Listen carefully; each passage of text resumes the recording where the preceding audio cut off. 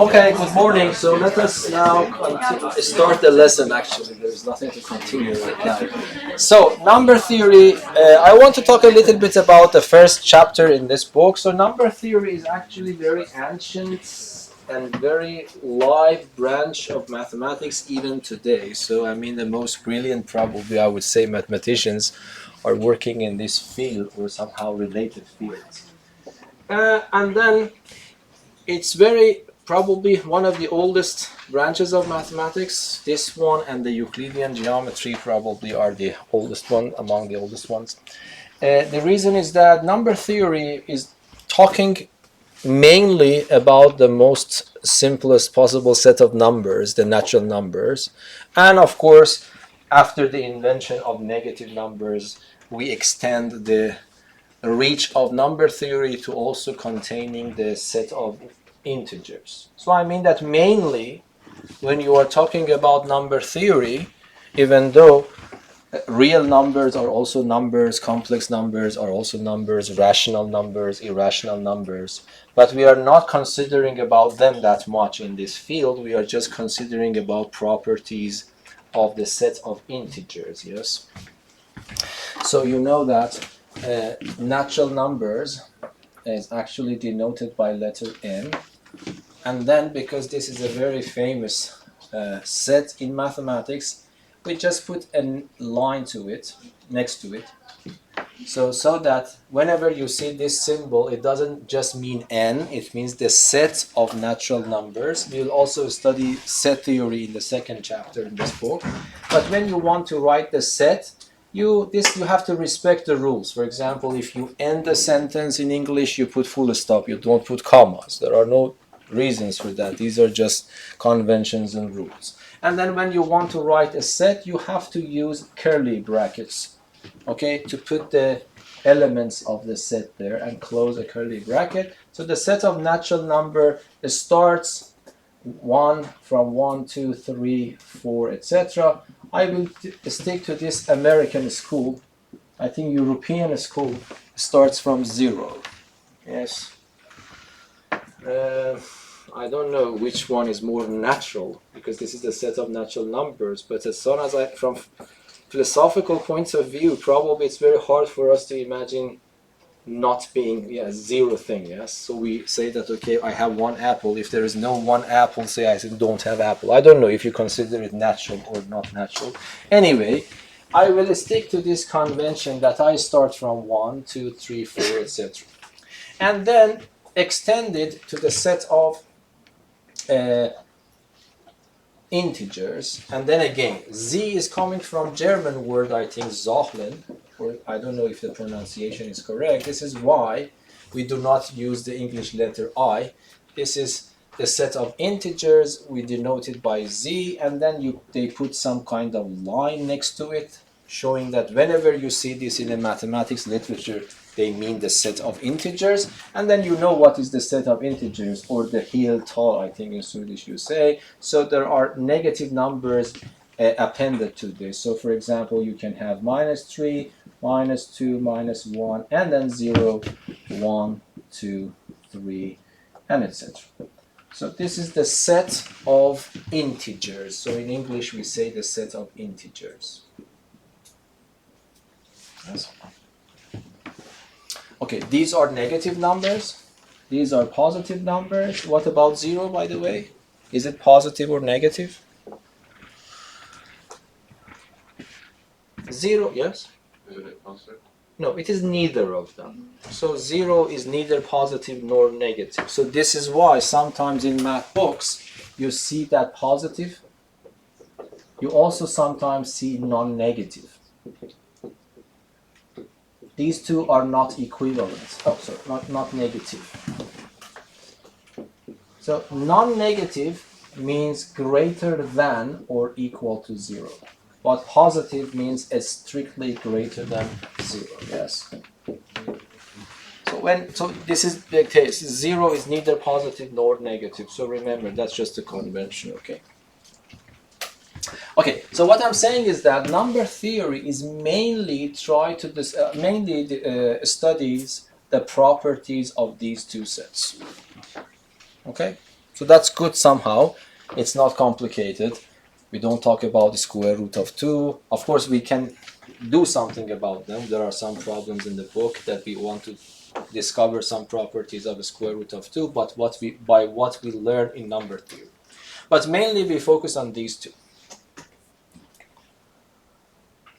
Any questions so far? Okay. So as I told you, the problems, let me give you a little bit of historical background. So the problems are very easy to state. For example, probably the most famous problem in mathematics ever is the Fermat's last theorem.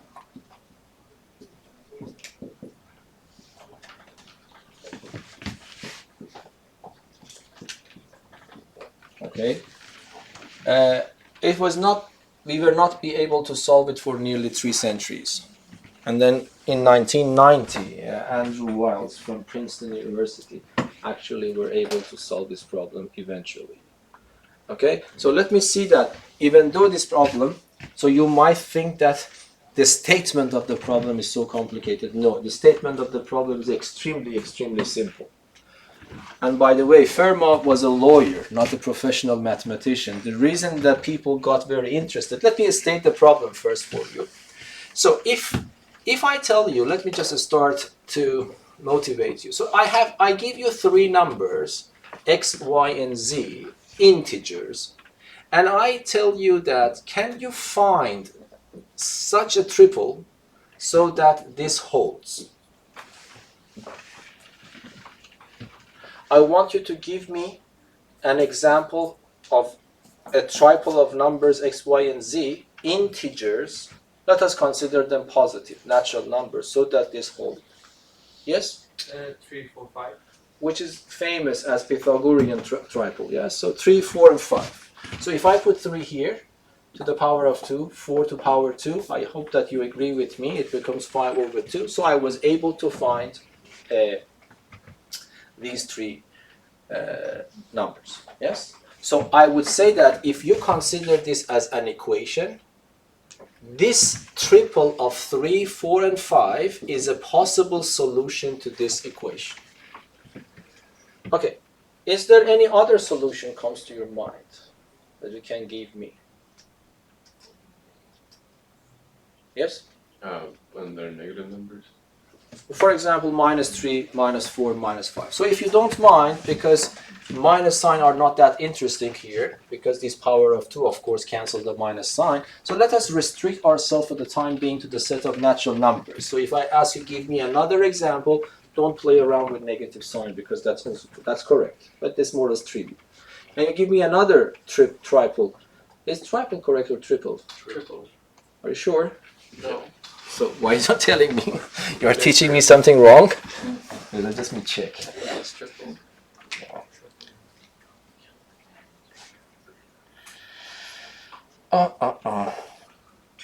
Triple, yes, thank you very much.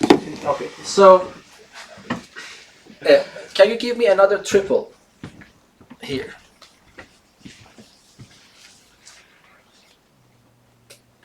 Yes, please. I imagine 8, 15, 7. Okay, that's a big number, so I have to check. 8, 8, 15, 17. 8, 15, and 17. So what I understand, you are claiming that 8 to power 2 plus 15 to power 2 is 17 to power 2, yes? 64, 225, 289, that's correct. So that's correct, that's another triple. But can you give me another one? You said it's like a set of integers? Yes, always. So No, natural numbers. So another triple that Hussein actually mentioned is 8, 15, and 17, yes? Was it correct? Yes, it is.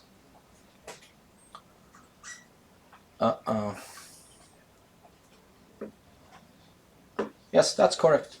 We have to admit it works, yes?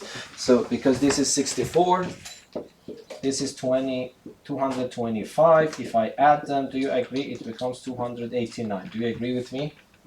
And 17 to power 2, I have it in my memory. It is 289. So that's correct. Okay, but let me, so you see, this is possible. You were able at least to give me 2 triples which work, okay? So now, let us ask the hard question now. How many of these triples do you think there will be? This is a harder question. So number theory deals with these kinds of questions. Might be it seems useless, but some people are very happy to do useless things, yes? It's not useless, by the way. Every credit card, I don't know, encryption, everything is based on prime numbers and number theory. So it is really essential for cryptography.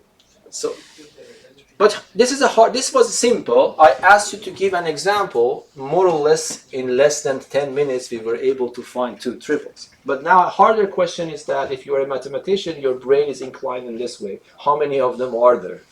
And they don't care if it is useless or not. That's just a mathematical curiosity. I just talk about these things because might be from a physicist's point of view, from a chemist's point of view, this question is ridiculous or not very interesting.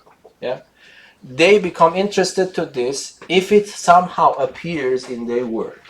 So physicists become interested in number theory after string theory. So they didn't care about this branch of mathematics. They suddenly start being interested because in their work, to be able to do something, they realize that number theory was also important. And that's also very interesting. Why is that the case that some people were thinking about number theory before they reached to that point? This is why some people think about, is mathematics being discovered or invented? Some people still really believe that mathematics is discovered, not being invented. Okay, but then you can also listen to a lot of podcasts about these topics.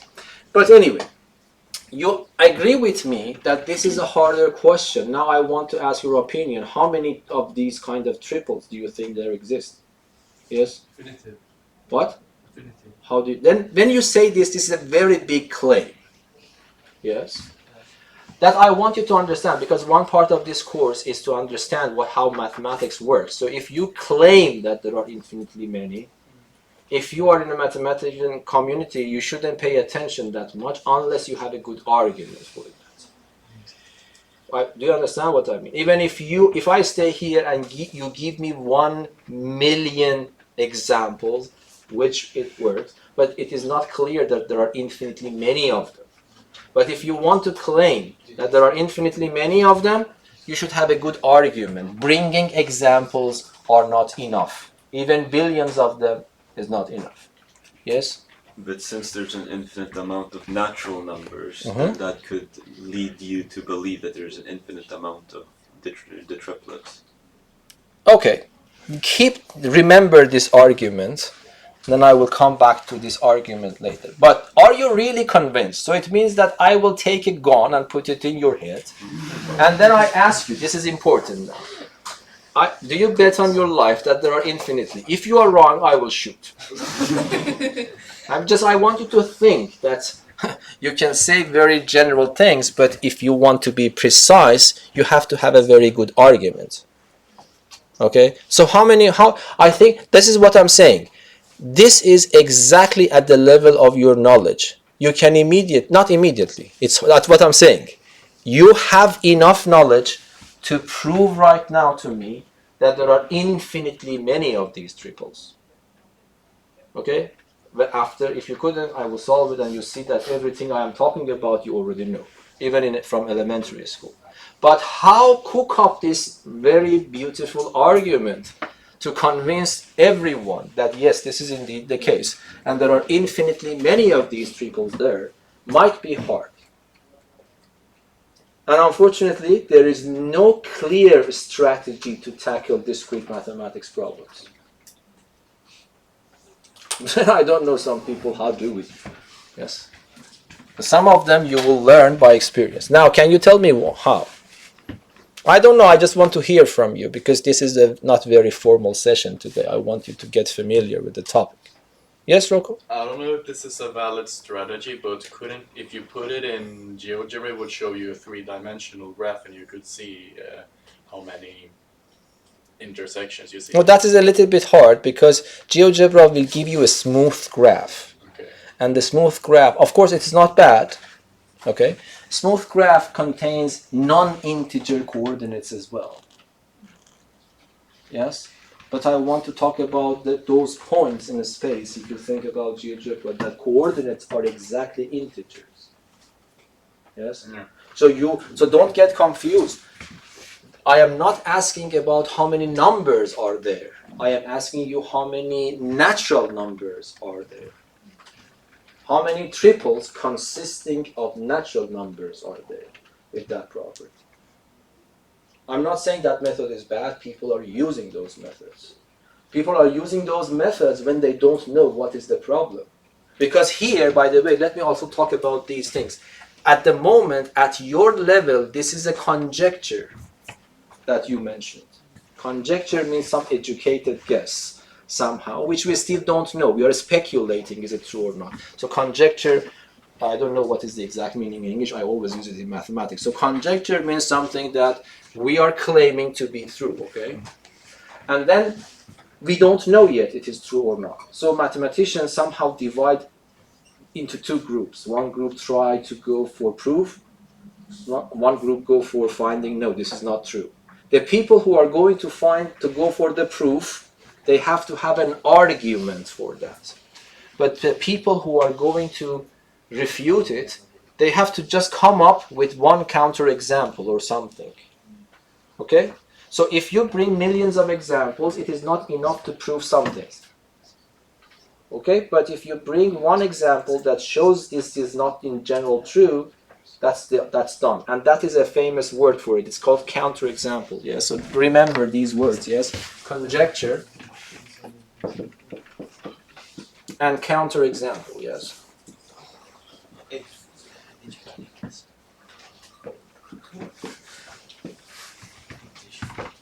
Okay. Now I want to hear from you. Do you have any argument? I can guarantee you don't go for a counterexample. This is true. But can you tell me, how can you convince me that there are really infinitely many triples? Even if you don't know all of them, but you can prove that there are infinitely many of them. It's extremely simple when I solve the problem. Yes? This isn't really like a kind of, but you could maybe like try and find a pattern and try to make a formula out of it and say, okay, this will work in every case. Maybe. It's not a bad idea, but this is a very crude idea. You have to cook it so that we can eat it, yes? Do you have any idea? I was more or less the same, but I was thinking like if you imagine Z as some random number, you could somehow find a way to get like maybe you take X to be a really big number that's very close to Z, and then you can make like small. You can make like 2 squared, it is 4, or these ideas you are talking about are actually working at some point, so that these are not bad ideas. Okay. But in this problem, I want to be concrete. Extremely simple problem. This is why I'm saying I want you to feel the nature of a discrete mathematics problem. After the problem is solved, it's just even less than half a line.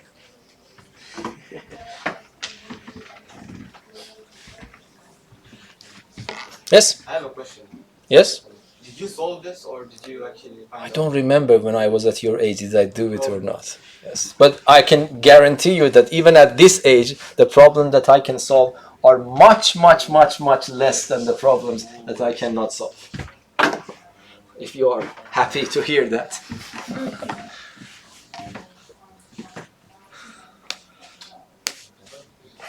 Yes? Like, if you have 30, 40, and 50, that is true as well. They can also have 300, 400, 500, but they can do that to infinity. Okay, but can you just... Okay, this is a good idea, but you need to cook it up. Yes. So how did you come up with 30, 40, 50, 300, 400, 500? A number that we know already works like that. Yeah, it's good. I would say that this is one step towards the success, yes. Immediately when you wrote the triplets, or the triplet sort of thing, I thought of a Pythagoras theorem, and maybe since you could vary the size of one side on a triangle, or a right angle. Very, very beautiful idea. But this is, by the way, a very beautiful way of thinking, because you are using geometry, which our brains are better, because you are trying to imagine pictures and things in your head and try to get something abstract, and that's numbers. Now, can you think it in that way, but translate it into this language? Because, by the way, is there any triangle involved? When I was stating this problem, I even didn't think about, even talk about triangles. But this was famous because of Pythagoras' theorem. You might think that, okay, might be there is a connection. I can use geometry to solve a problem in numbers. And that is the way that you are thinking, and I really appreciate that. But now, can you come up with the final answer, you, Aaron, and what's your name? Samuel. Samuel, okay. We are almost done.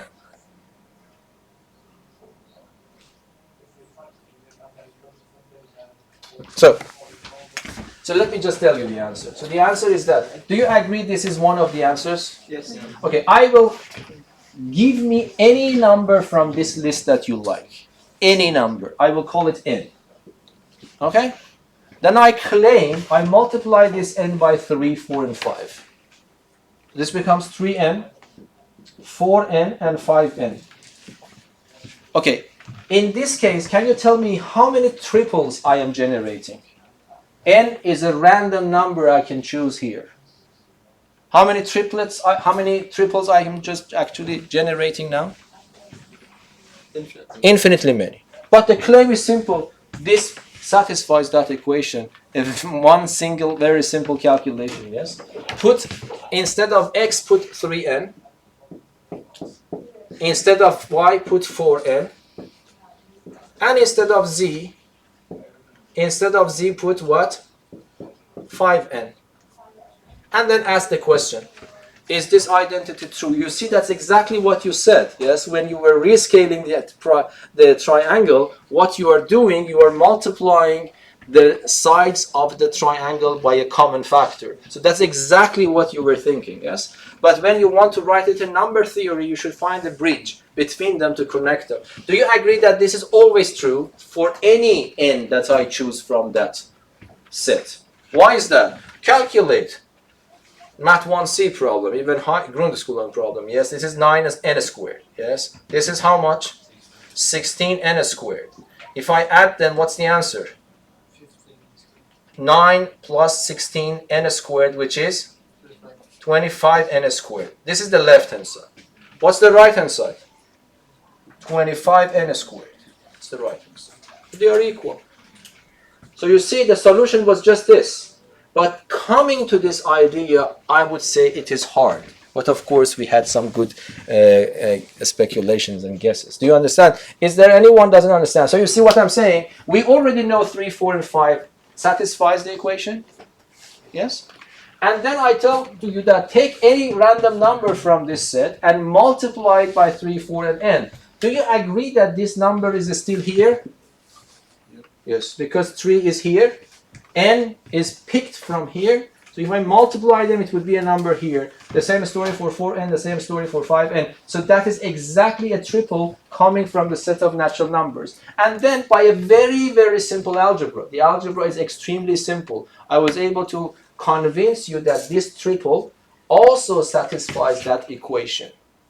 But because n could be any number from this list, so I actually generated infinitely many triples satisfying that. So that's the end of the story. So now we are convinced there are infinitely many triples that satisfies this equation. These triples should come from the set of natural numbers. Is that understandable? Yes or no? Yes. Yes.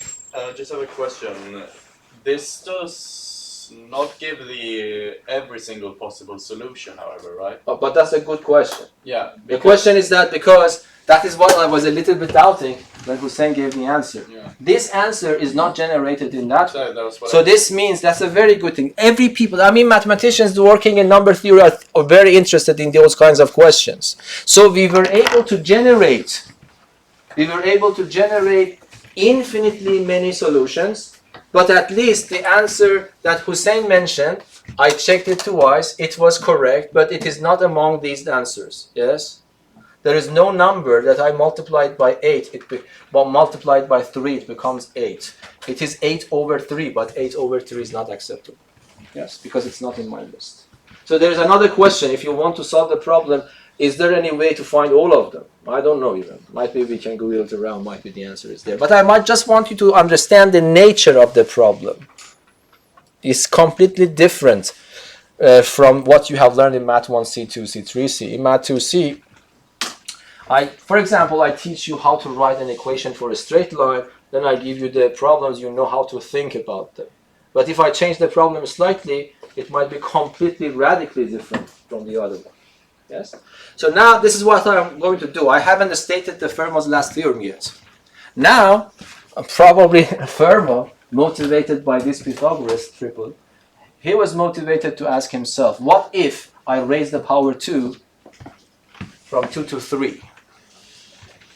Yes? I would also like to mention that the triple that Jose found, it also works if you put n beside it. Yes, Because again, it comes that by- yes, by n. every triple that you find can generate infinitely many triples related to that one. Yeah. Yes, that's correct.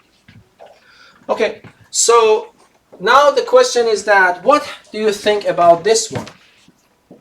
The same question, but for this equation.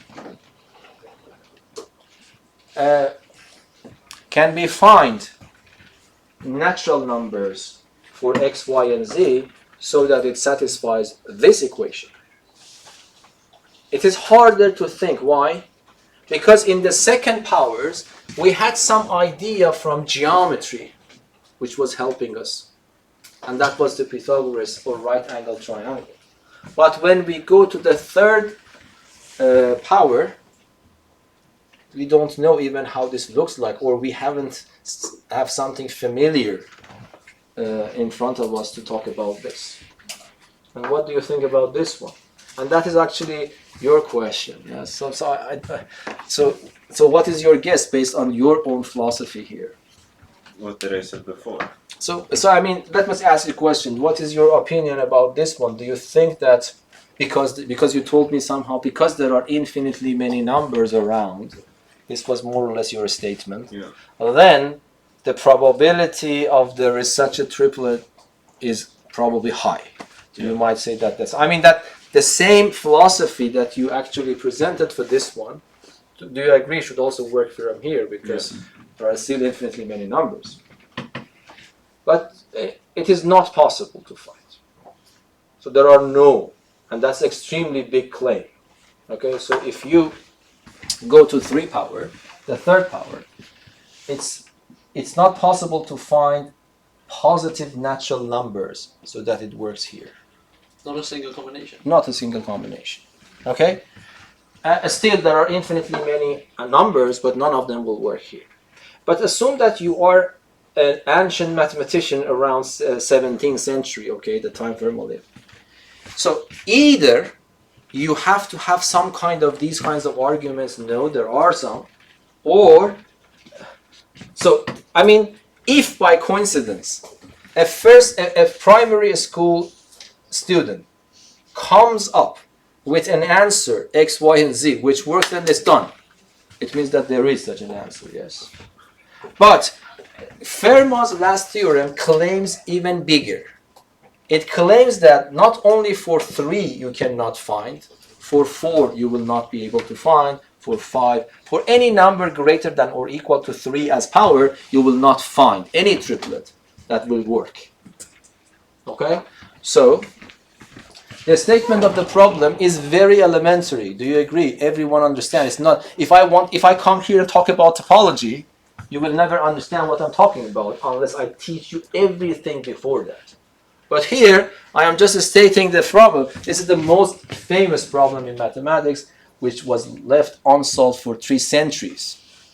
Okay, so more or less, we have 1 million mathematicians, professional mathematicians around the world these days. They were working, for example, some part of it, working to solve this one. They couldn't.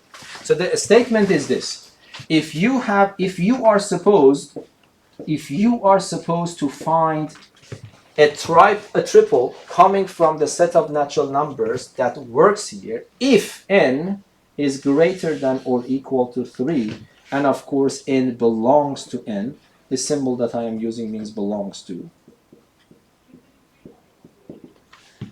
Fermat was claiming there are no such triples. And then, unfortunately, he said that in the margin of one of his books or notes, he said that I found a wonderful proof for this claim that I cannot fit it into this margin. And then people started to look to find this handwriting somewhere. No one could. And then many people started. The proof for special cases are probably not that hard. But if you want to claim such a general thing for any number greater than or equal to 3, it's extremely big claim. And then mathematicians start to try to prove this. First of all, probably they wanted to find the handwriting of the Fermat. They couldn't. And then they tried to find the proof themselves. They couldn't. And then, I don't know, in the new centuries, they tried to find a counterexample. So they said that might be that Fermat was completely wrong. Instead of proving this, let us try use computers to find one triple that works. If they could, for some reason, find one triple that works in that, then they are done. It shows that Fermat is wrong because of one example, which is called the counterexample. And then finally, in 1990, Andrew Wise was able to say that, okay, Fermat was right, but the proof was 250 pages. And he said that there is no way that Fermat could come up with this one. Might be he was completely mistaken about his proof. Okay? And then there is a very beautiful documentary about Andrew Wiles. When he's talking about this problem, he's crying. He cannot keep himself. He said that when I was, actually the problem was so simple. He said that, okay, when I just went to the library and I opened some book, this theorem was written there. It was written that many people couldn't solve it, the brilliant minds. So I said that, how is that possible? He was only 12 years old at that time. And I said that, okay, what can I do? Then he started doing PhD in mathematics, and then he realized that might be this is a good time, because he was not alone to solve this. He solved the problem based on the work of many people, generations before that. And he said that he's talking about his memories about this. He said that I realized that might be time, it's a good time to solve this problem once for all. And then he said for more or less goodbye to his family. He moved upstairs and he started working for around 10 years, 14 hours a day. Okay? And then finally he was able to prove this one. And then in one conference he presented this. And then one probably genius mathematician, I forgot the name, found a flaw in the proof. Yes? Okay, so that's also very brilliant. Yes, probably he has already studied this when he was confident. And then Andrew said that probably this is a problem, but I can solve it. I understand that there is a flaw, and then he actually hired some postdocs to work as a team to be able to solve that problem. And 2 months later, they were able to solve the problem finally. But the bad news is that there is a medal called Fields Medal, equivalent to Nobel Prize in Physics. There are no Nobel Prize in mathematics. We have Fields Medal, which is the highest one. And then there is unfortunately some rule, I don't know what's the rule, you have to give it to a mathematician which is less than or equal to 40. Okay? And in these 2 months, this guy passed 40. Okay? So everyone was feeling very sad about this because I don't know. But I really recommend you, if I remember, I can find the link again. I think it's really motivating. It was a documentary in BBC4. So We watched it last year in our class. okay. So when he was talking about this, he was so excited that he cannot keep not crying. Yes.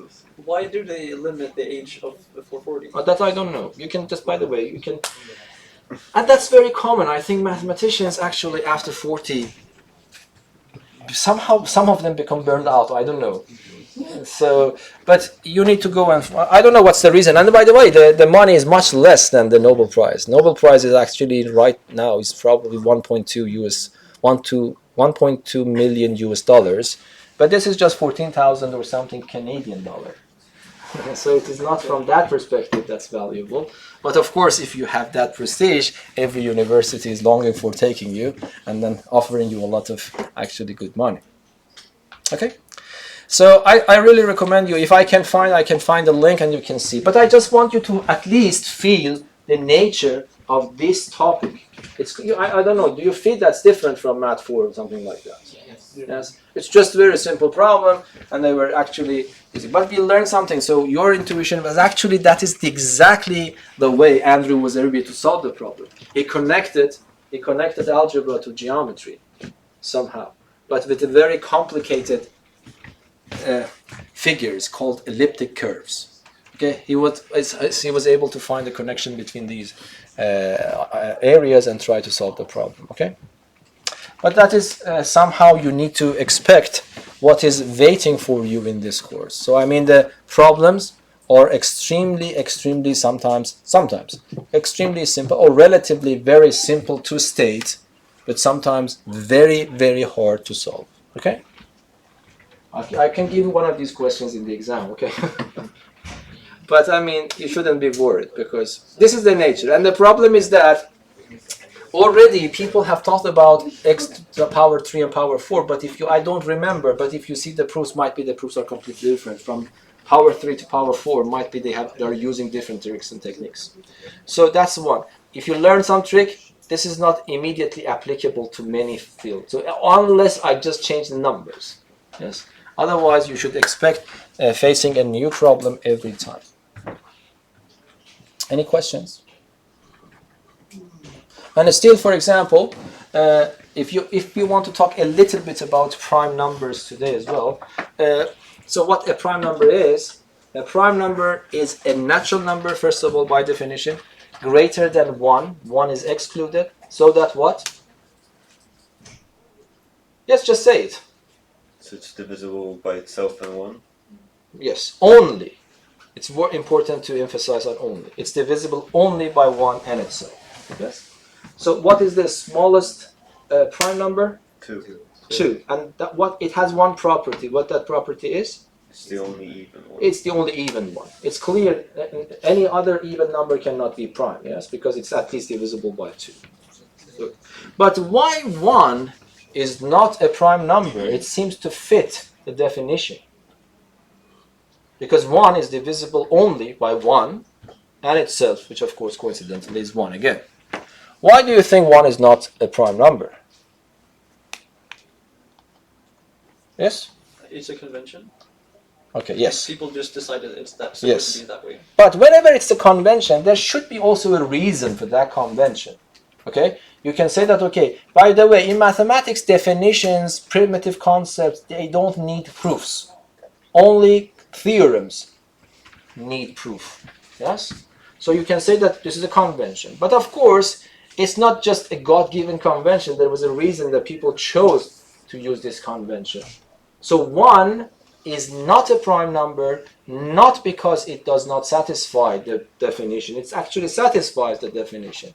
But the mathematician decided to take it out. Why do you think it's the case? I mean, you've said this before, but the numbers need to be unique. Like it's, Okay, you remember something. Yeah. Yes, but can you elaborate more? Yes, it is somehow related to some kind of uniqueness. But let us ask another question. Why prime numbers are important in the first place? Why people got interested in actually studying prime numbers? Prime numbers are crucial to cryptography these days. Okay, but ancient times we didn't care about cryptography. So why people got interested in actually studying prime numbers? What's your name? Amna. Amna, yes? Wasn't it because people couldn't detect the pattern in prime numbers? No, this came later, yes. So it means that the prime number we became interested in prime numbers and then tried to discover them more, but unfortunately we saw that we couldn't find the pattern. And prime number became famous for that probably. But why we got interested in prime numbers in the beginning? There is one crucial property all of you know, but probably should be able to mention it, yes? The product of two prime numbers can only be divisible by those prime numbers. No. Right. No. That's also one property, but that's not the main reason. The main reason is, so let me tell you something, might be it will help. They say that prime numbers are building blocks of numbers. What do they mean by this sentence? This is the reason we are interested in prime numbers. Yes? Your name? Standard. Okay. Because at the end, you can always devise number to prime numbers. You can write every number as a product of only prime numbers. which was not trivial at all. Yes, because as you said, we even don't know prime numbers, all of them. But still, we can claim, and this claim is very ancient, they were able to prove it. We can claim that any natural number that you pick, I can write it as a product of prime numbers. And if you tell me, do you know every prime number? I would say, no, how should I know? But you know that that's a contest. People are trying to write algorithms to generate the highest possible prime number at that point. And that's not easy. Okay? So, but this is a very big claim. By the way, enjoy mathematics. That's the God-given power, yes? So, when you prove something in mathematics, it's forever. Yes? But in physics, for example, Newton discovered the gravitational attraction between two bodies, but it didn't last after 3 centuries, yes? Because Albert Einstein actually modified that. You might say that, okay, what happens if we do not modify that? By the way, you know that GPS works not because of the gravitational law of Newton, it works because of gravitational law of Einstein. So if you do not consider those corrections that Einstein made to the gravitational law into account, then you will, for example, if you want to come to a school, you will end up, I don't know where, 10 kilometers, 30 kilometers from the place. So the reason that you more or less can come to this place with a good precision is because the satellites are using Einstein gravitational law. It's crucial. And I would say that this is happening. In Newton's time, everything was working fine. Still, it's working fine. For making airplanes, buildings, we are not using Einstein theory because the mathematics is so complicated. The precision we get is useless. If I want to make a building, I don't need that much decimal places in calculations. Yes? So why should I bother? So I mean that Newton's theory was working very fine, but after 300 years we saw deviations from those theories, so we had to modify them. But something like this did not happen for mathematics. If I want to give you a metaphor, you can compare it with the chess. A game. So it doesn't matter how advanced the civilizations will be from now on. I think you can imagine that always, if they are interested in playing chess, they can do it if they have the board and if they know the rules. It might be a very boring game, but still they can play it. It means that there are no contradictions in the rules of the game. Okay? The contradictions is that always you can move and your opponent agrees that this is a legal move. Okay? So, but mathematics cannot tolerate self-inconsistencies. As soon as you find one inconsistency, then the whole structure will collapse. So if you don't like to have math exams, instead of studying them, you try to make one contradiction in mathematics, everything will collapse and you don't need to study mathematics anymore. Yes. Okay, so that's the power of mathematics. So the reason is that the prime numbers are very important for us because every number can be written as a product of prime numbers uniquely. It needs a little bit of consideration here uniquely because, for example, 6 is not a prime, but I can write it as 2 times 3. If I ask you to, by the way, this process is called factorizing. If I ask you to factorize 6 into prime numbers, everyone will write this, or you might choose to write this. Okay? But if you don't consider the order, if the order doesn't matter, everyone come up with one unique answer, 3 times 2 or 2 times 3, yes? But now assume that you consider 1 to be prime. How this will affect the uniqueness? For example, I can give you 6 in the exam and ask you to factorize this. I would never do such a simple example, but I'm just giving you the idea. So you might write this, I have to give you the full mark. Your friend writes this, I have to give the full mark. If 1 is considered to be prime, do you think I should give the full mark to this as well? Yes. Because 1 is now considered to be prime. What do you think? I should give a full mark to this guy as well? Yes. Yes, because that's a product of prime numbers. But then there is a chaos. And then mathematicians doesn't tolerate chaos. They want to have uniqueness. Uniqueness is really important in mathematics. So either you have to consider 1 to be prime and live with that mess. Or, if it doesn't hurt, let us take it out from the list of prime numbers, and then this will go away, this will go away, millions of ways will go away, infinitely many other ways will go away, only these two will survive. And then if I ask you to write them in order, then everything will be unique, because you start from the smallest one to the highest one.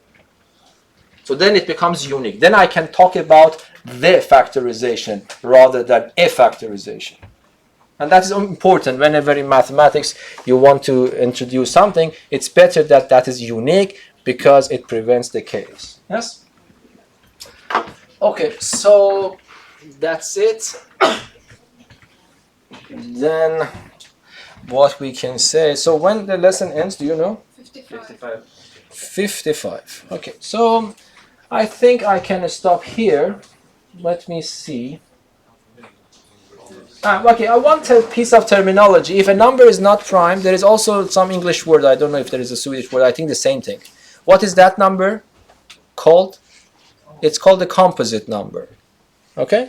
So if a number is not prime, it's a composite number. Not prime. If a natural number is not prime, it's called a composite number. And then, of course, what do you think about 1? Is 1 composite? Yes. No. Yes? 1 is neither composite nor prime by convention. Okay? So 6 is composite, 2 is prime. And then it's, by the way, can you feel this is a big, very, very big claim? You are claiming any number in this list, how many of them are there? Infinitely many, can be written as a product of only prime numbers, the prime numbers that you don't even know all of them.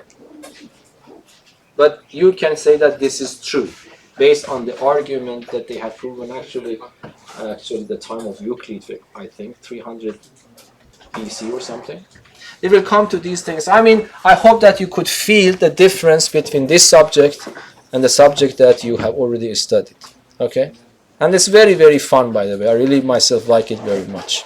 If I want to choose something between these two, probably I will choose this one. And it's very, very close in nature to the mathematics we need in this century. Computer science is tightly related to these kind of arguments, especially graph theory and combinatorics, which I will study. Unfortunately, graph theory is unpredictable. Okay, thank you very much. So please follow the Google Classroom. I will update you there, whatever you need to study.